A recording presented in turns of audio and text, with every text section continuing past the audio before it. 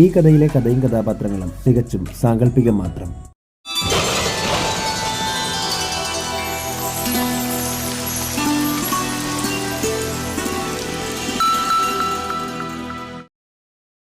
ഊർമിളയെയും കൂട്ടി എല്ലാവരും വന്ന കാർ ദേശായി വീടിന്റെ മുന്നിൽ വന്നു. ഊർമിളാദേവി കാറിൽ നിന്നും പുറത്തേക്കിറങ്ങി. ഒരു നിമിഷം ദേശായി വീട് ഊർമിളാദേവി ഒന്ന് നോക്കി. നമ്മുടെ വീട്, ഊർമിള മനസ്സിൽ മന്ത്രിച്ചു. ഊർമിളാദേവിയെ പ്രതീക്ഷിച്ചുകൊണ്ട് ദേശായി വീടിന്റെ സിറ്റൗട്ടിൽ മഹതി മുത്തശ്ശിയും മധുമതിയും വർഷയും നിൽക്കുന്നുണ്ടായിരുന്നു. അന്നേരം മധുമതി പറഞ്ഞു, സിസിലി അതിങ്ങ് കൊണ്ടുവാ. സിസിലി ഒരു പൂജാ താലത്തിൽ കർപ്പൂരം കത്തിച്ചു വെച്ച് ആരതിയുമായി എത്തി. ഇതാ മാഡം.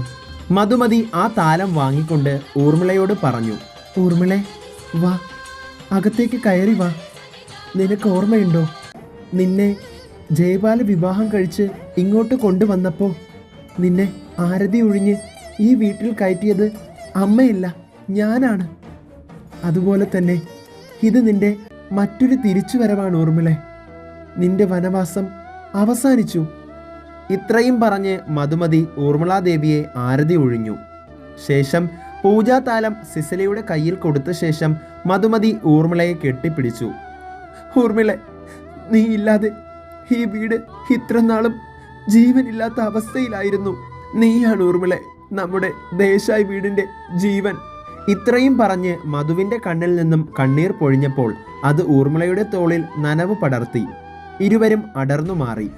ഊർമിള തുടർന്നു, അമ്മേ, മധു, വർഷേ, നിങ്ങളെയെല്ലാം ഞാനും ഒത്തിരി മിസ് ചെയ്തിരുന്നു.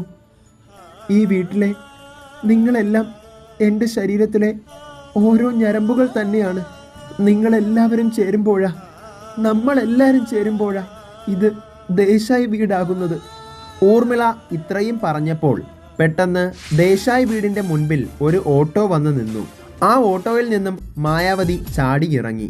ഡോ ഡോ ഡോ നിർത്ത്. തനിക്കെന്താടോ ദേശായി വീട്ടിലേക്കുള്ള വഴി അറിഞ്ഞൂടെ? കുറച്ചുനാൾ ഞാൻ ഇങ്ങോട്ട് വന്നിട്ടില്ലെന്ന് കരുതി ഈ വീട് എടുത്തു മാറ്റിയൊന്നും വെച്ചില്ലല്ലോ. ആ, എത്രയായി? 250 രൂപ, ഓട്ടോക്കാരൻ പറഞ്ഞു. 250?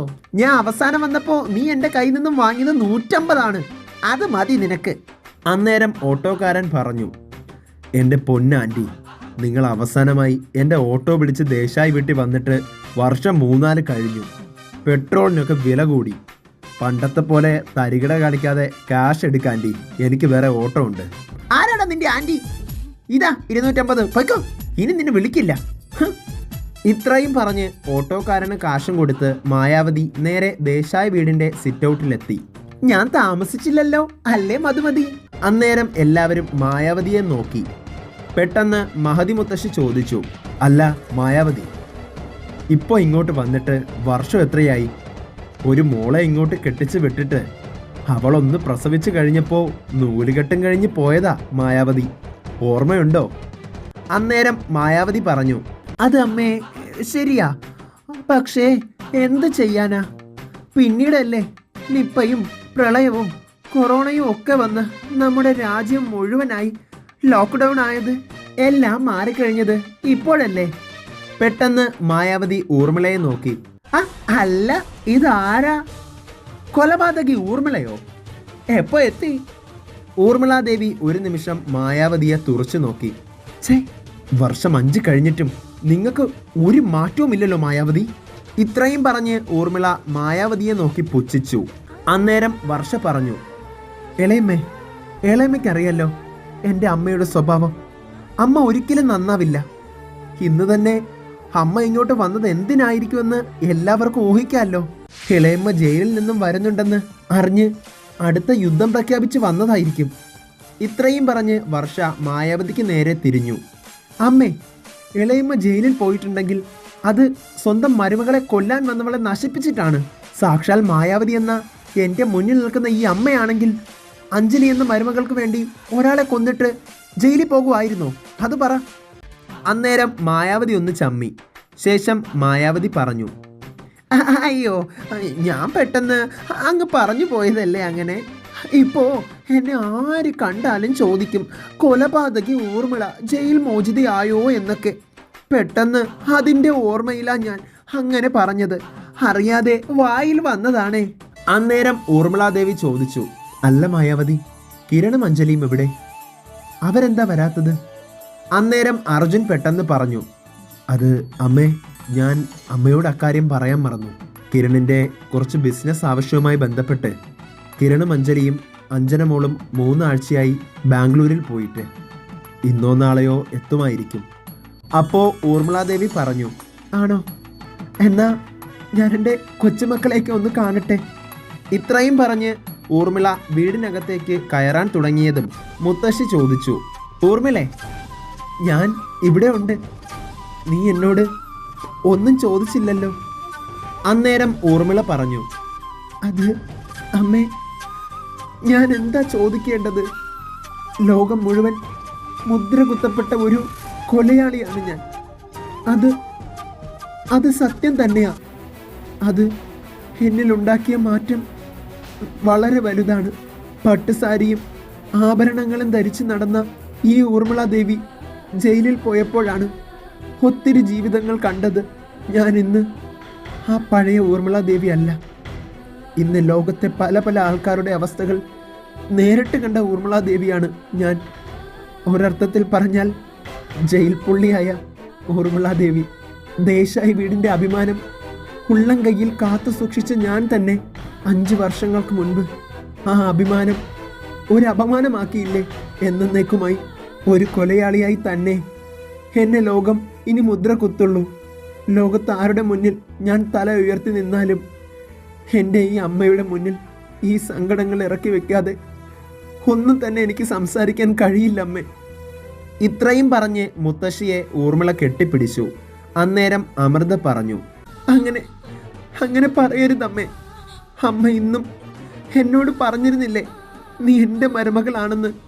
അതുപോലെ ഈ അമൃത പറയുക, ഇതെൻ്റെ അമ്മയാ, എൻ്റെ സ്വന്തം അമ്മ. എൻ്റെ അമ്മ ആ പഴയ ഊർമിളാദേവി ആവണം. അതാ എൻ്റെ ആഗ്രഹം. എൻ്റെ മാത്രമല്ല, നമ്മളെല്ലാവരുടെയും ആഗ്രഹം അതാ. ദേശായി കുടുംബത്തിൻ്റെ ജീവനായ എൻ്റെ ഈ അമ്മ ആ പഴയ ഊർമിളാദേവി ആവണം. വേഷധാരണത്തിലായാലും സ്വഭാവത്തിലായാലും ബിസിനസ് കാര്യങ്ങളിലായാലും എല്ലാത്തിലും എൻ്റെ ഈ അമ്മ ആ പഴയ ഊർമിളാദേവി ആകുന്നത് കാണാനാണ് നമ്മൾ കാത്തിരിക്കുന്നത്. അമ്മയുടെ ആ ഇരുണ്ട കാലം അത് കഴിഞ്ഞു അമ്മേ. അന്നേരം ഊർമിള പറഞ്ഞു, എന്തൊക്കെ മാറിയാലും ജയിൽ പുള്ളി എന്ന പേരും ഈ ഞാനിനി പുറത്തിറങ്ങുമ്പോഴുള്ള ആൾക്കാരുടെ രൂക്ഷമായുള്ള നോട്ടവും ഒരിക്കലും മാറില്ല അമൃതേ. അത് ഈ ദേശായി വീടിന് ഒരു അപമാനം തന്നെയാണ്. അതുകൊണ്ട് ഞാനൊന്ന് തീരുമാനിച്ചു. ഈ ദേശായി വീടിന് അപമാനമായി ഇനി ഞാൻ ഒന്നും ചെയ്യില്ല. അതുകൊണ്ട് തന്നെ ഞാൻ എൻ്റെ അമ്മയുടെ അടുത്തേക്ക് പോവുകയാണ്. അന്നേരം എല്ലാവരും ഞെട്ടി. എന്ത്, ശകുന്തളയുടെ അടുത്തേക്കോ? മുത്തശ്ശി ചോദിച്ചു. അതെ അമ്മേ, വളരെ കുറച്ചു കാലം കൂടിയല്ലേ ഉള്ളൂ എൻ്റെ അമ്മയ്ക്ക്. ഇനി ഞാൻ നോക്കിയില്ലെങ്കിൽ ഇനി ആരാ എൻ്റെ അമ്മയെ നോക്കുക?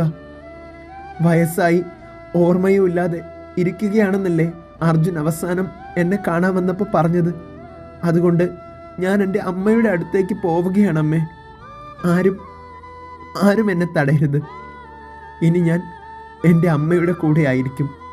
അന്നേരം മുത്തശ്ശി പറഞ്ഞു, ഇല്ല ഊർമിളെ, നിന്നെ ഒരിടത്തേക്ക് ഞാൻ വിടില്ല. നിന്റെ അമ്മയെപ്പോലെ തന്നെ ഞാനും അതാ മരിക്കാറായ ഒരു കിഴവിയാണ്. എന്നെ വിട്ടിട്ട് നീ പോവുകയാണെങ്കിൽ തീർച്ചയായും ഈ മഹതി ആ വിഷമം താങ്ങാനാവാതെ അങ്ങ് ദൈവത്തിൻ്റെ അടുത്തോട്ട് പോവും. നീ ഇപ്പോൾ പറഞ്ഞില്ലേ ഈ ദേശായി വീടിൻ്റെ അപമാനമാണ് നീ എന്ന്. എന്നാ ഇതാ ഈ വീട്ടിൻ്റെ അവകാശിയായ ദേശായി കുടുംബത്തിലെ തലമൂത്ത കാരണവത്തി എന്ന അധികാരത്തോടെ ഞാൻ പറയുന്നു, നീയാണ് ഊർമിളെ ഈ ദേശായി കുടുംബത്തിൻ്റെ അഭിമാനം.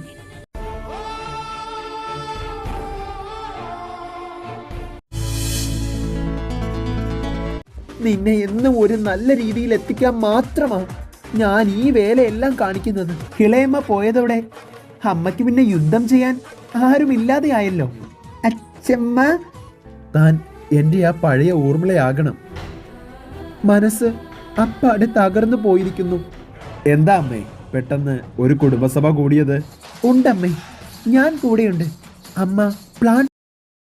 ഈ ദേശായി വീടിന്റെ പുതിയ കാരണവത്തിയായി എൻ്റെ 2 മരുമക്കളിൽ നിന്ന് ഒരാളെ നിയമിക്കുകയാണ്. ആ കാരണവത്തി സ്ഥാനം കിട്ടുന്നത് ഊർമിളയ്ക്കാണെങ്കിൽ പിന്നെ നിന്റെ കാര്യം കട്ടപ്പുകയാ വർഷേ. നീ എൻ്റെ കൂടെ നിൽക്കാമെന്ന് എനിക്ക് ഉറപ്പ് തന്നാൽ നാളെ മഹതിക്കിളവി കാരണവത്തിയാക്കുന്നത് നിന്നെ ആയിരിക്കും.